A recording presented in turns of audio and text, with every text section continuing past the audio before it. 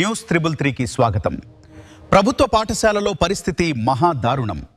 అనకాపల్లి జిల్లాలో వివరాల్లోకెళ్తే అనకాపల్లి జిల్లాలో ప్రభుత్వ పాఠశాలల పరిస్థితి. నిర్మాణంలో ఉన్న పాఠశాల కింద విద్యార్థులు. ప్రమాదాలు జరిగితే దీనికి బాధ్యత ఎవరు? ప్రభుత్వ పాఠశాలలో నిర్మాణంలో జరుగుతున్న భవనంలోనే విద్యాభ్యాసం. స్థానిక విద్యాశాఖ అధికారులు పట్టించుకోని పరిస్థితి. అనకాపల్లి జిల్లా చీడికాడ మండలంలో ప్రభుత్వ పాఠశాల పరిస్థితి. పేద విద్యార్థులకు పెద్దపీట వేస్తానన్న మన నాయకుల ఏం చేస్తున్నారు? స్థానికంగా ఉన్న తల్లిదండ్రులు ఆవేదన వ్యక్తం చేస్తున్నారు. అసంపూర్ణంగా ఉన్న ఈ భవనంలో పిల్లలను పంపించాలంటే భయమేస్తుంది అంటున్నారు. పాఠశాల భవనం నిర్మాణం ఆగిపోవడంతో విద్యార్థులను ఎక్కడికి పంపించాలో తెలియని పరిస్థితి.